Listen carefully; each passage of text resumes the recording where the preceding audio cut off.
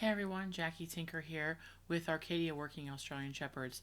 Many of you know me from some of my other projects in the Australian Shepherd world. I have a podcast called The Instinctive Australian Shepherd. I also own the website workingaussiesource.com, which is a source for finding breeders and litters of proven working Australian Shepherds. Those are the dogs that have been bred for working ability and have proven sires and dams. So check out workingaussiesource.com if you're interested in looking for a puppy that will be hopefully a excellent working dog when it grows up.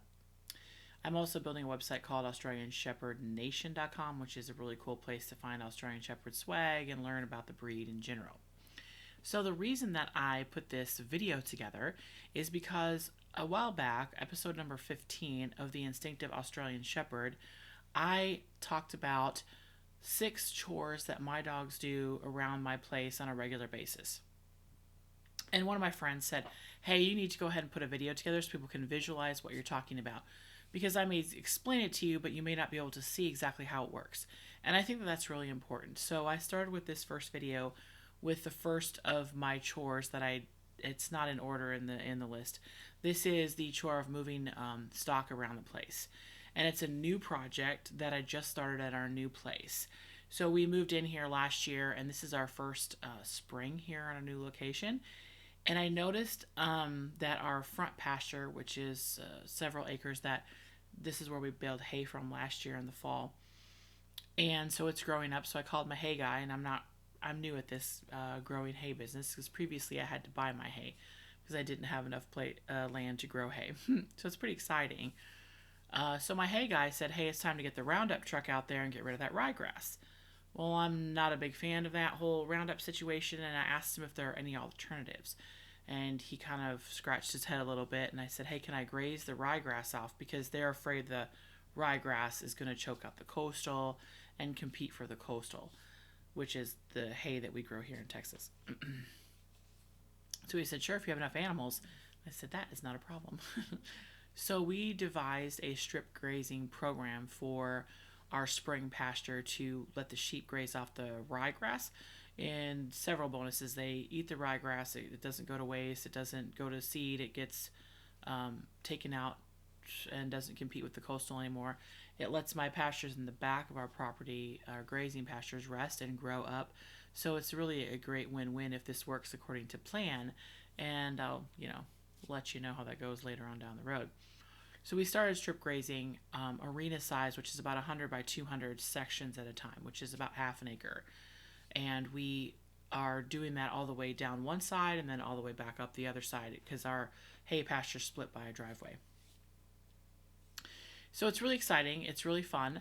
And I'm showing you a couple clips of when Copper first started this chore and he didn't know what we were doing. And then later on, after we've been doing it for a few weeks, how he really picked it up. And even now, I wish I had a video to add now because now I barely have to say a word to him. He knows where to bring him. He knows I don't have to correct his drive. He just drives him straight down to the pen, puts him in, and then we go home. He comes and takes him out.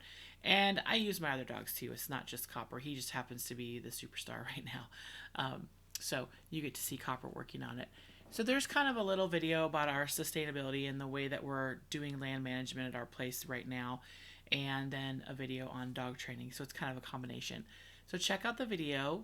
Let me know what you think, and if you have any questions about how to train this or what else you want to see. And I'll be putting together some more videos on the other chores that I mentioned in episode 15 of the Instinctive Australian Shepherd podcast, which you can find on Apple Podcasts, Google Podcasts, anywhere that you find your favorite podcast. All right, enjoy the video. Okay, I'm walking down towards the sheep enclosure right now. You can see this grass right here is a lot browner and there's not as much green stuff there. That's because this is where we have been grazing for the last week or so. And we're going to walk down to the enclosure so you can see what it looks like. These are, I think it's 6 sections of the Premier 1 fencing. Some of them are 165 feet and some of them are 100 feet long. I like the 100 feet long better because it's easier to move them. The smaller posts are better. This is not an easy process. It takes me about an hour to move it. I've gotten it down to an hour and I use my 4-wheeler. And you can kind of see when it's freshly grazed, how dark it looks. And this is their last day on this pasture, and they're not happy about it because they don't think it's as good as the new stuff. So there's the guard dog Lemon Drop. And this is what their enclosure looks like. We've got a thing of water. I just haul down buckets of water, and it's not too hot right now, so I don't have to worry as much about watering. Sheep get a lot of their water from the grass that they eat. And so we have a little bit of water for the dog and for the sheep. When it gets hot, we won't be strip grazing this anymore. It'll be growing coastal when it gets hot. So you can kind of see how green it is on the other side of that enclosure, and that's where we'll go tomorrow. This afternoon, I'll move this down as soon as I bring them up to the arena for feeding, and then we'll move it down. I don't keep them in here overnight. I personally am not comfortable with them being so close to the road. The wind here is really high, and it will sometimes, these fences stand up to it pretty well, but sometimes these fences will get blown over by the wind. And I just don't trust people that much at this point. We don't have a very secure, we don't have a driveway gate yet and secure fencing up there. I don't want anything to happen to the guard dog, and I don't want anything to happen to my sheep. So at night I bring them up, and bringing them up to the house is easy. The dog's mostly not even required at this point, because they know that when I come get them and open the gate, it's time to run. They run up there to the arena to eat their supper, and I feed them a little bit of grain at night just to get them to come up easily. The one that doesn't come up as easily is that beautiful, amazing guard dog Lemon Drop. She's amazing, but if you ever want to learn patience, trying to get a livestock guardian dog to go where you want them to go when they don't want to go there, then you have to learn patience and lots of positive training. They're good dogs, but they will teach you patience as a dog trainer. Okay, so I'm going to stop chattering now and go to the videos and show you how I use copper. Like I said before, in the mornings or in the evening when we go back up to the ranch, the dog's not really necessary.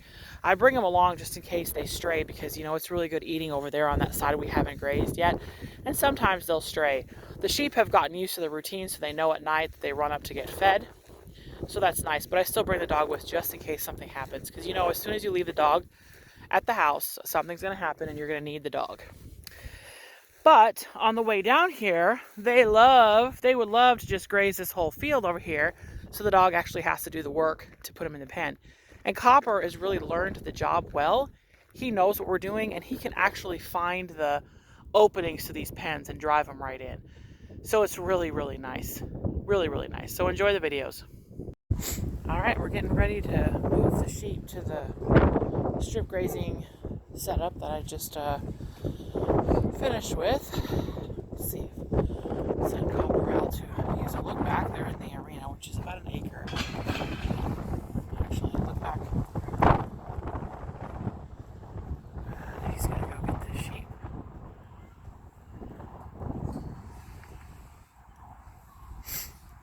He did a nice job. Okay. There. Go. Away. No, no, no. Away. That was my fault. There. There. There. Stand. Come here. Come here. Come here. Stop. Steady. Good boy. There. Steady.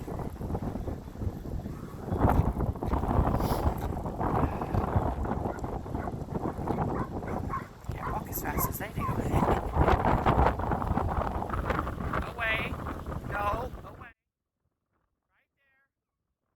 This clip is from the second move that we made in our strip grazing plan, which would be the third day of grazing. So Copper was still new at this job, as was I. And you could see that at the beginning, he didn't really know what we were doing. And so I changed my position and had him fetch to me and bring them in through the gate that way. So then everybody knows. At this point, now that we've been doing it for a couple weeks now, he's really starting to understand. He's looking for the gate opening. Sometimes he can find it by himself, and sometimes he needs help. But I think it's pretty cool how the sheep and the dog end up working together pretty well.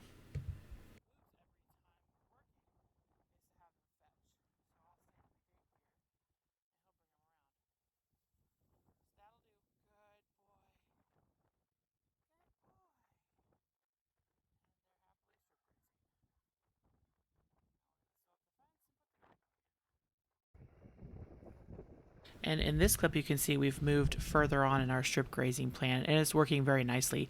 You can see where I'm driving the four-wheeler, it's brown grass, and to the left there, the other side of the road, there's tons of green grass, which we haven't grazed on that section. So the plan of eating all the ryegrass is working. The sheep have loved eating the ryegrass. They're doing a great job. I'm now calling them my roundup crew. Copper has learned to fetch with the four-wheeler.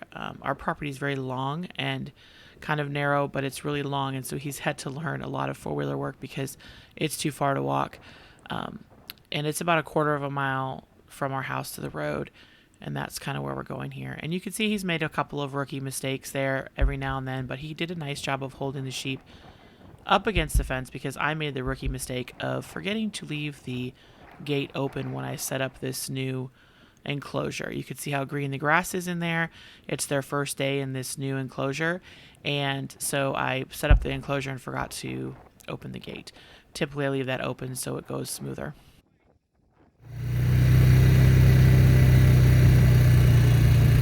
Oh, the gate's closed.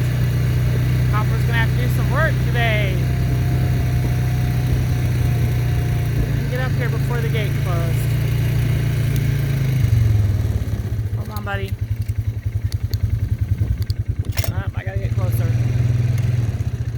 Cow. Cow girls. There we go. There, come here. Copper here. Oh, wait. Steady. Steady. Steady. There we go. Come on, Lemon.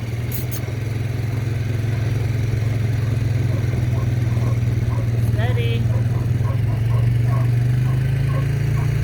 And he's just putting them in there. Hopefully he'll leave them. That'll do, buddy. Come here.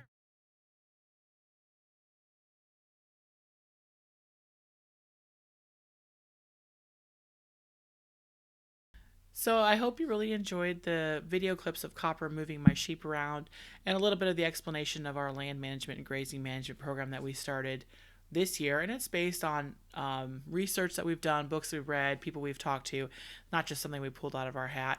It seems to be working really well because since I made these video clips, we're on the other side of the road now, coming back up towards the arena, and the grass is 12 inches tall in some of those areas. It's just growing really fast. So the sheep are getting great nutrition.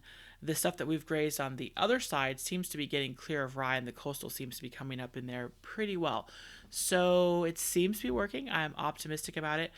And a bonus that I didn't mention before is that the sheep are automatically fertilizing the ground as they eat and poop. So hopefully, that'll just help fertilize it and grow even better. I think we could probably even do a second rotation around, and my husband is trying to convince me to do that. So we'll see how that goes. But I really like having hay bales in my yard too, just in case. Because here in Texas, it does get cold enough that we can't, where I'm at in Texas, central Texas, it gets cold enough that the ground freezes up and everything dries off, and there's really not much to eat in the wintertime.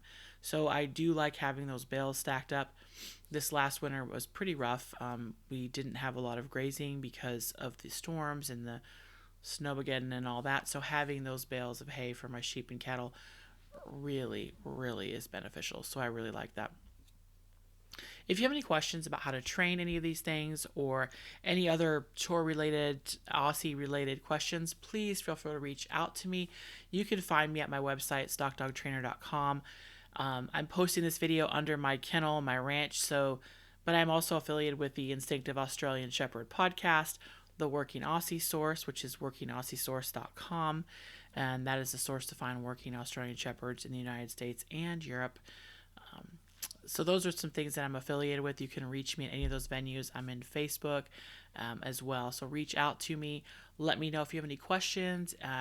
If you have any video requests of some new chores you want to see, I'd be happy to help you. And I will be also posting the other chores, videos of the chores that I mentioned in the podcast. So episode 15, which was 6 chores your Aussies can do on your ranch. So look forward to those, and I look forward to hearing from you, and hopefully I get better and better at video production. Talk to you later.